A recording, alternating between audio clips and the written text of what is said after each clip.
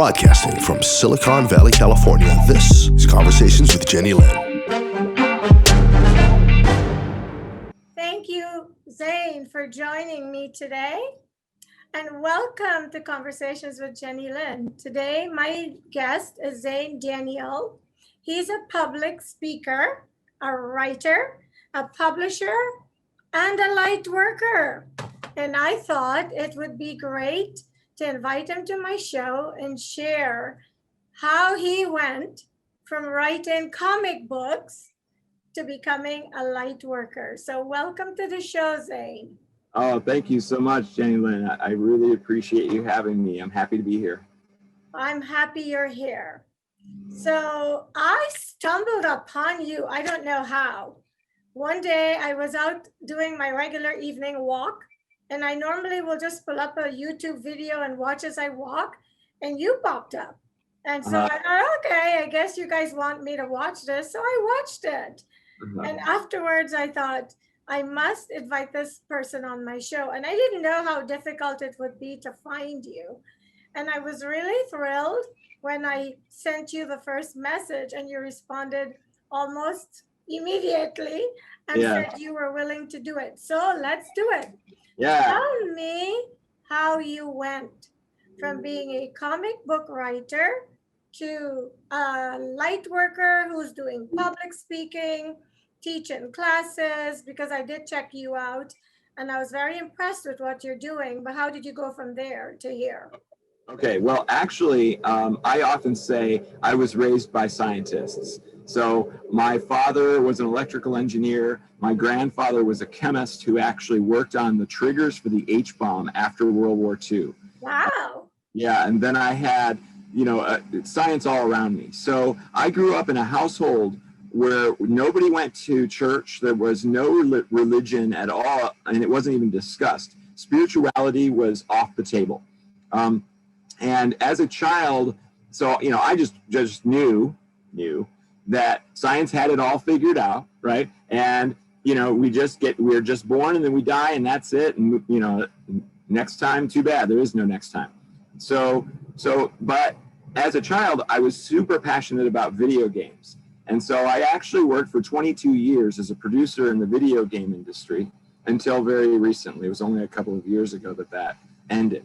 And it was during that experience that I fell in love with, writing stories, creating, always wanted to create things, always involved in projects. And so as I began my awakening journey, because before that, as a science-based child, as a science-based thinker, I also believed that capitalism was the correct approach, right? And so, but capitalism is inherently selfish. You need to provide money for yourself and your family, and really everybody else is on their own. Good luck.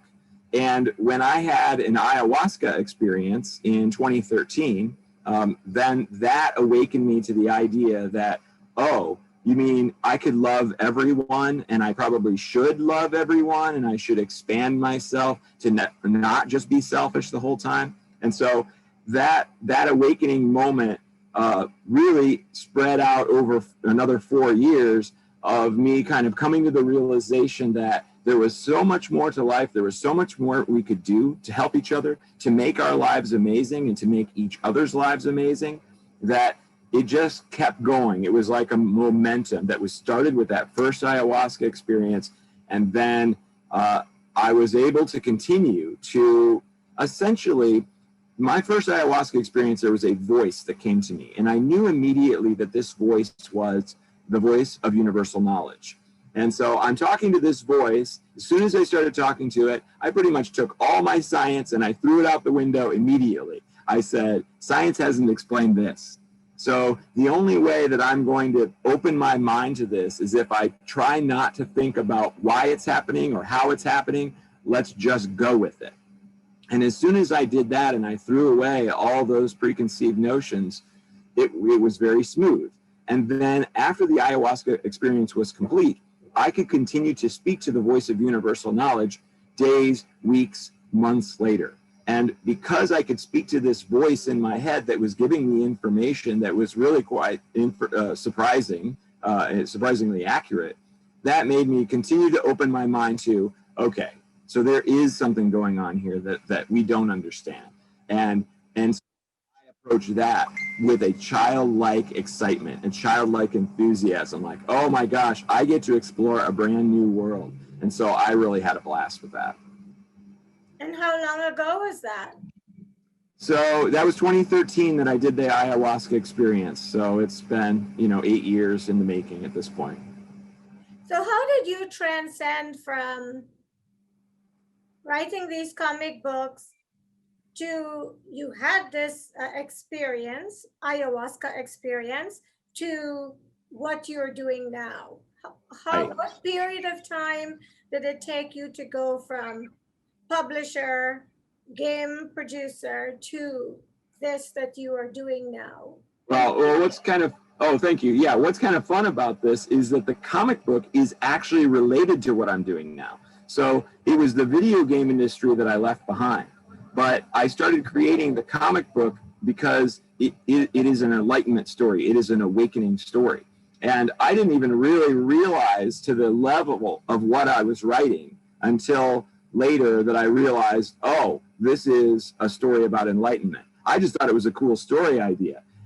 And so it was obvious that I was channeling a lot of that information so that I could communicate to the world and to myself, actually, what the heck I was doing.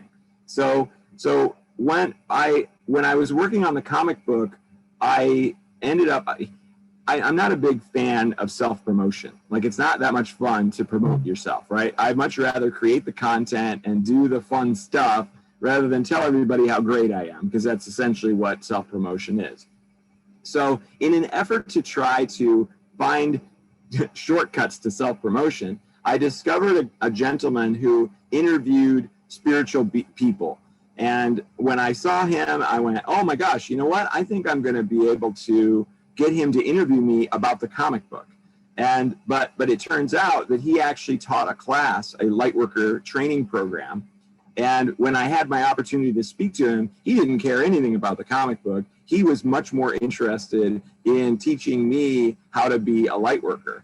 And because I didn't go into it thinking that, nope, this is only about the comic book, I don't care otherwise, because I was open-minded to it, I went, I wonder if the lightworker thing could be interesting. And so he taught a class to help people figure out what their specific gifts are. The class is not about teaching a particular modality or anything like that. It's just to help you discover why you're here. And so that was the easiest way for me to make that transition. Then I was getting that training. I was working with other light workers who were also in training. And that was fascinating because all of us could do amazing feats and amazing things for each other. So we were helping to raise each other's vibration and learn more about what we could do during the experience. So you've come from a science-based family, and I know I have many friends who are doctors and scientists. The majority of my friends, because I have a marketing background in the medical field, and so I have a ton of friends that are doctors. Right. And I've always had conversations with them about this. And I was amazed at how many of them are very receptive and believe, because they said, medicine was my thing, but there was always something missing. Something I couldn't quite I had everything, a successful practice, happy family, but there was still something missing. And then a lot of times they were inevitably led to this place. I've led some of them to this dimension as well. How did your family react when you embrace this with such a passion? Because you obviously you teach classes, you help people how to become enlightened or how to discover. So I'm anxious to hear what they had to say. Well, one of the things that I say to people that have a very strong scientific background, and then I say, hey, I'm a light worker and I can heal people just by saying certain words or making certain sounds, and they go, no way, that's crap. You're just, fooling people into thinking that. I just simply say, you know what? Spirituality is just science that science hasn't figured out yet. It just is something that we will eventually understand at a scientific level. Right now, we don't, just like we don't understand quantum physics all that well. We're at the very beginning of understanding quantum physics, and that is actually the path to understanding spirituality, because the interesting and amazing thing about quantum physics is that the observer is just, and the observer's personal experience is the entire experience, or the entire way to describe a quantum physics sort of situation. Whereas in normal traditional science, the personal observation of the individual is the lowest possible form of evidence. In quantum physics, it's the highest. So once our best scientists continue to get their heads wrapped around the rules of quantum physics, they will continue to start to understand what's happening when light workers are doing things with their voice, they're doing things with their hands, they're doing things with their intention, and making changes, not just physical changes, but experiential changes for participants. And then it won't be this thing of spirituality versus science anymore. It'll all just be one thing. So all that said, my family is extremely supportive. And so they wanted me to succeed at whatever it is that I chose to do. So they've been actually pretty amazing. I mean, there's a couple of members of the family that won't talk about it with me. But for the most part, they're on board. If I'm happy, they're happy. Have you been able to demonstrate any of what you have learned to convince them that, look, this is not just mumbo jumbo. This is not just craziness. I haven't drank the Kool-Aid. I'm not out there somewhere. This is real. Have you been able to show them anything substantial to support your belief now and your lifestyle? Oh, absolutely. Yeah. My mom especially has received a lot of my healing, and she says, I don't know what you're doing, but something's happening. There's no doubt about it. So I've been able to do that to some degree. And it isn't so important that I convince people. If they're open to it, if it resonates with them, if they're ready, then great, let's do it. The other thing that was really interesting is when I was in that Lightworker training program, before my awakening, I would have thought that a Lightworker training program would be a bunch of people getting together going, how can we fool people into thinking that we're actually doing something, right? Like, that's what I would have thought it was, like trying to, if they say this, then you say that. No, it was not that at all. It was people just doing stuff and trying to figure out how it all worked. And I was a participant in that as well, going, oh, wow, I felt something when you said this or when you did that. So we were experimenting with each other, using each other's observations, their own personal observations, to help us understand what was actually happening. So as scientific as we could be, we were taking that sort of approach as we were learning what we were doing.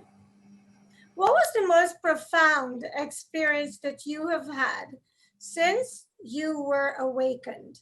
Because I believe that we all have come to this planet with a pre-approved plan. Yeah. And then we're born, and for some reason we forget what it is. But throughout our lifetimes, we get glimpses and reminders, because I know I have gotten glimpses of why I was put here. And I'm like, this is weird. Why is this? Like, for example, yesterday morning, I was dreaming a particular evangelist that now and then will come on the television on the Christian channel. And I got his name and everything in my sleep. And then I woke up and I did my morning prayer, turned my TV on, and there he was. I don't even know how my television got on that channel. And this kind of stuff is just like, how do you explain it? Some people will call anything they can't explain coincidence. Mm-hmm. But what was the one thing that you could look back on and go, when that happened, I was like, it just doesn't make any sense. It's gone. Yeah, there were a couple of different ones, and my favorite one is a really long story, and my second favorite one is not as long. So I'm going to start with the second one, and maybe we'll do the first one another time. Yeah. So when I was doing the activations that I was doing, they're called activations. So I'm making sounds with my voice, I'm setting intentions, and then my target person, whoever has come to me or whatever, is experiencing physical, mental, emotional sorts of changes. Right. So when, I'm practicing on people, and I was working with someone who was very open-minded, and he was really feeling a lot.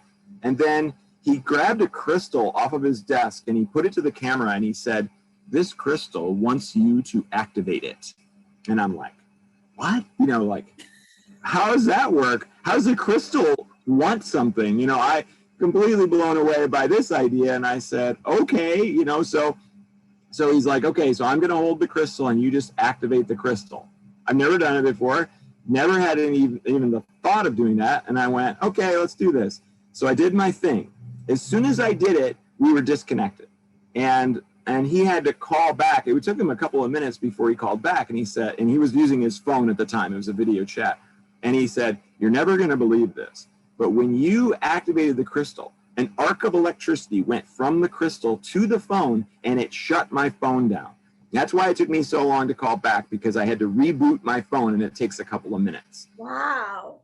Right. Wow. So then I'm like, okay, so that's pretty amazing. And so I added activating crystals to my repertoire. And so as I would work with people, I would activate their crystal. And then we started to notice that the crystal would physically change. Not that it would change shape necessarily, but it would change. Like if you had a clear quartz crystal, for instance, that could be super clear, with almost no cloudiness in it, like a nearly perfect crystal. If I activated it, then all of a sudden clouds would form on the inside of the crystal, or a crack would come right through the crystal, or it would change color a little bit. It would change its hue from maybe a slightly blue to a more clear, or from a clear to a slightly green. And we've noticed this over and over and over again, that it seems to actually physically change the crystal when I do the activation. So those types of physical things, we as science-based thinkers appreciate, right? Because, it's not just experiential proof now. It's actually something that we can look at and say, yes, that is different than it was before.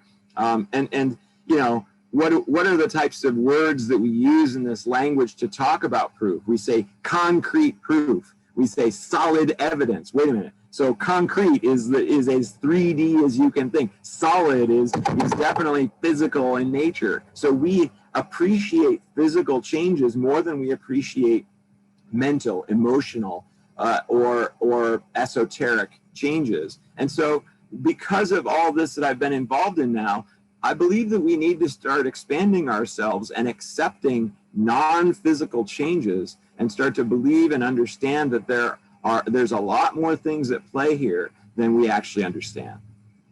So you've been involved in this work for quite a while. Would you say that you're still learning every day? Oh yeah, absolutely. Yeah, it's pretty amazing, because the way that the activations work is that I set an intention and I pretty much say the same tone every time, the same word. I will I'll hear a tone in my head at times, and I'll make that tone. But for the most part, it's kind of the same thing from a physical standpoint. But if I change my intention, it changes the experience for the person. So one of the more fun ones that I recently discovered not that long ago, and I don't remember how, I think I was working on a speech that I was going to be giving, and it came to me that every emotional experience that we have has a negative or a positive a signature associated with it, right? We have fear, there's a negative signature to fear. Oh, this makes my chest feel weird, I don't like it. This makes my head cloudy, I don't like it. This is I do not want this emotional experience, right? Meanwhile, a positive one, excitement, is the opposite. It's, yes, your chest feels weird, but you interpret it as good. And you say, oh, I really like this. I am excited. Excitement is a good thing. Fear is a bad thing, right? So that is a very obvious thing. It's a feedback mechanism to help us survive. Right. when I realized that there was a negative association or a negative signature and a positive signature, I said, what if I did an activation where I removed the negative signature from the emotional experience that someone was having? And I didn't know for sure it would work, though I checked with my guides and I did get a yes, but I still didn't know exactly how it would work. And I got to try it on myself, which was the perfect person to work on because you know what's happening. So I was about to give a talk in front of over 100 people for the first time in my career. And I was pretty nervous about it. I've always been a little bit nervous giving talks and up until that point. And so I said, all right, I'm going to do this activation for myself. I'm going to remove the negative signature from the nervousness that I'm feeling. I was jittery. I was cloudy mind. It was hard to remember what I was supposed to say. The chest feels awful, butterflies in the stomach, the whole thing. So about 15 minutes before I was to go on stage, I gave myself the activation to remove my nervousness signature. And I have never felt so relaxed in front of a group in my entire life. I was like almost laying down on the podium, like just watching people walk in, which, would have been the most nervous moment of the entire experience, but was nothing. And it was so nothing that even somebody in the front row said, gosh, you really seem relaxed. I was like, yeah, it's because I'm about to speak to my best friends. And I just knew everything was going to go smoothly and go great. So that was one of those things that I just kind of discovered as I go. And that happens all the time. Or someone will come to me and they'll say, hey, I'm having this problem. Can you do something about it? And if I've never done it before, I usually check and go, yeah, let's try it and let's see what happens. And many times it works. For someone watching this show who is either resisting this type of calling, information, they just don't want to deal with it, it sounds too out there for them. Right. Would you explain what being enlightened means? Oh, sure. Oh, boy, that's a great question. Okay. So in many cases, enlightenment is simply unconditional love for all. You used to say, oh, okay, to become enlightened, I have to go to a cave in Tibet and sit there and meditate for like 5 years or 10 years or 20 years, and then you become enlightened. That is so hard for us to get our heads wrapped around, and it doesn't sound very appealing either, right? Nobody wants to do that. So it's been described as having unconditional love for all, which is a really interesting concept because unconditional love is not a natural human emotion. If we unconditionally loved our predators in ancient Earth, we would have been devoured, right? So it is the only emotion that we can experience that is not an evolutionary emotion possible, right? Possibility. So, fear is certainly a great one for survival. Even jealousy is a great one for survival. They're all great for survival, but not unconditional love. So that's the fun challenge of reaching a state of unconditional love for all, to realize that we are all family and to realize that everything that exists is kind of amazing and it's kind of a miracle that it's happening. We essentially live on a paradise planet in a galaxy filled with all of this mystery and wonder and fantastic stuff that's going on. So yes, we could choose to look at the world as all screwed up and our fellow man is destroying each other and destroying the environment and destroying all of this stuff. Or we could look at it like, you know what? They're just trying to figure out how to survive because we still have this programming that's in us that's allowed us to live for as long as we have, this fear-based survival programming. But now we live in a society where fear is not as necessary. In those primitive times, I like to say it like this: if you needed to get water for the village or for the tribe, maybe you take your turtle shell and you take it to the river and you fill it up with water and you bring it back to the village, all the while having to worry about saber-toothed tigers eating you or whatever in the process. Now what do? We turn on the faucet. So there's a huge difference, but we still carry with us all of that basic fear programming. And when we apply that to this world, it gets all screwed up. Everything, especially now. Right. So So the enlightenment is transcending fear as a base programming and moving into a state of unconditional love. And there's amazing processes to do this. And that's one of the things that I teach in my class, is to find ways and tools and techniques and practice to not be so afraid of everything that's going on, and actually being totally at peace with everything that's going on and loving it for the incredible movie that it is. How many classes have you taught to date? And how many people do you feel you've really impacted and helped in their evolution? Well, I mean, I really have only done just a handful, like a half dozen classes from 10 to 15 people in each one. And so I'm still fairly early on when it comes to that. And I'm teaching them now. Now, recently, I'm teaching them one after the other after the other. At first, I was doing one, and then I was taking 3 months off, and then I was doing another one. Now it's coming much faster. I'm getting more and more people that are really into it and are really seeing huge differences. So but it's not so much the number of people, but how big of a transformation that they've gone through. Right. You know, and that's really what matters, right? Yeah, I'm looking for that domino effect, because we need that change in the world. We do. I feel no sadness. If I do, it's very short-lived. I fear nothing, and I know that I'm on the way. So what do you want to say to people who don't understand how necessary this is and how much it enhances your life? It's pretty simple. Get it. Yeah, it's pretty simple. If you look at all the things that happen to you in your life, and you say, those things have not happened to me, but they've happened for me. If you look at all of your experiences and say, oh, there was a growth opportunity there, there was a growth opportunity there, there was one there and there and there, then you start to realize that everything that happens to you almost seems intentional. It almost seems like, oh, right, I had this bad thing happen, but as a long-term result, I learned some great lessons, I made better choices, and I'm actually who I am today because of that horrible negative experience that I had. And the more that you can do that, the more that you can see it coming as it's coming at you. Oh no, there's terrible things happening. Well, wait a minute. Maybe it's a good thing.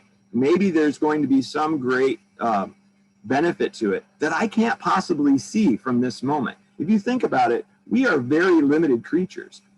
We have just our senses, our basic senses. So what can we tell about what's going on? We can only tell things about the current now moment. Right now, what the temperature is. Right now, what I feel from an emotional standpoint. Right now, what I can see, what I can hear. I can't see the future, and nobody can, and we're terrible at it. If we were any good at all, we'd all be Bitcoin billionaires, right? So we know that we are extremely limited in our perspective, and if we trust that perspective too much, then we are essentially giving up the idea that there could be amazing things that are happening to us or that are going to happen to us, and we're not seeing it because we're so too focused on one small thing. So that's really the quick way of saying it is, things don't happen to you, they happen for you. And every time you recognize that, your life gets better. That is so wonderful. Can you believe our 30 minutes are almost gone? What haven't I asked you? I always leave this question with my guests. What haven't I asked you that you want to make sure you leave with anyone watching this? Okay, that's a great question. I mean, you're doing great. Thank you. Yeah, it doesn't really matter to me. I want everybody to just have an amazing life experience, and to recognize that this is a paradise planet, and recognize all these incredible things that are constantly happening to us. That's really all I want to do. I am here to help awaken the planet to the idea that life is an amazing journey, that we are miracles, each one of us, and we are observing miracles on a constant basis. Everything that is happening to us is a freaking miracle. I mean, just the idea that you can take this dried up little nub, you can put it in the ground and put some water on it, and it turns into a 500-year-old tree. That's crazy, right? We drive around in vehicles where there are explosions that are going off right in front of us to power the vehicle. Like, we have done and we can see just amazing things that are constantly happening all the time around us. And if we can tune into that, then we can marvel at this existence rather than look at it like it's been a problem or this is a difficult thing and, oh, I wish this hadn't happened and blah, blah, blah. So, yeah. And so in saying all that, when we wish for something that we do not have, then we are essentially saying to the universe, not good enough, right? If we say, oh, wow, I love everything that's happening to me, I am grateful for all the things that I have, then we are saying thank you to the universe. And when we are in a state of thank you, then we are also in a state of abundance. If we are in a state of wishing and not accepting and being frustrated or whatever, then we are in a state of scarcity. And what happens? We attract what it is that we feel. So if we feel like we are in abundance, we attract more of it. If we feel like we are in scarcity, we attract more of it. So moving that perspective over to recognizing how amazing things are, how much you actually have in your life, and how much you can be grateful for, then you're going to start seeing incredible improvements. I was about to wrap, but this question has popped into my head. So we're going to go a little over 30 minutes because I want to ask you the question. Okay. If we've all come on this planet with sort of a map or a plan that we have to fulfill while we are here, for those people who are not awakened to their purpose, what happens if they die and it's not completed? Well, I wouldn't worry too much about that because that's almost a fear-based concern, right? Oh no, I didn't get to complete it. Actually, I would much rather talk about how they find it. And how they find it is they ask themselves, what is exciting to them? Your highest excitement, the thing that drives you, you're like, oh, I wish I could do this. I want to be doing this. Don't wish, don't want, just do it. And so one of the great ways to find out if you don't know what this is to simply imagine that you had all the resources that you needed. Imagine that you had unlimited funds. Imagine you had a team of people who knew everything that they needed to know. Imagine that you had all the training of whatever it is that interests you. Just open yourself to any possibility. And as soon as you do that, what happens? You start to go, oh, well, I would definitely want to feed all the hungry children in the world. Or, oh, I would definitely want to create housing for homeless people. Or I would want to clean up the plastic in the ocean. Whatever. Or it could just be, I just want my family to be happy. And so, whatever it is. Then, as soon as you've come to that realization, what that thing is, then you start moving in that direction. And sometimes you think, oh, that's too daunting, it's too big, it's too impossible because how am I going to clean up plastic in the ocean? I have no idea. Okay, well then start to make a list of all the things that would have to be done. If you had a giant team, if you had the money, what would you do? What's the first step? And start writing down as many ideas as you can come up with as to what it might look like. What you might discover is you finally go, okay, I've got this giant list, but I actually don't know anything about marine biology, for instance. So you go, well, maybe I need to take online classes about marine biology. There's step number one. And that's all you have to do. If you take the first step, then everything will start to feel its way into your life and into your experience. And be open to however that may lead, because you may start to go down that path, and then it turns out, oh, something else excites you that's over here that has nothing to do with plastic in the ocean. What do you do then? You follow your excitement, and no matter what it is. So you go, oh, this other idea, cleaning up the streets, sounds more fun and something I could do right now. Well, what that does is maybe it leads you to meeting some other people that are also of the same mindset as you. And then they go, yeah, I want to clean up the ocean too. And I've got a friend who, yada, yada, yada, yada. And then it just continues, right? So follow your highest excitement to be led to what you're supposed to do on this in this life, on this planet at this time. Xane, thank you so much. Thank you very much. You've shed light on a lot of questions that friends have asked me to ask you, and questions that I had, and hopefully questions other people have. And I am hoping that you will continue to bring clarification for people. And do you want to leave your website with us? So if people want to further look into your work, where they could find it before Yes, we wrap up? Yep. So there's two great ways. One is the YouTube channel, which you can just go to YouTube and type in Xane Daniel, but Xane is spelled with an X, X-A-N-E, Daniel, like the first name. And then you could go to the website, which is the same thing, xanedaniel.com. And you can see classes and sessions and the comic book and all kinds of good stuff. Thank you for carving out time from your busy Monday morning to do My this. pleasure. My pleasure. And thank you for watching Conversations with Jennylyn. When a conversation is all you need to be inspired, and I always try to bring you inspirational, fascinating stories. And I will see you next time. Bye, everybody.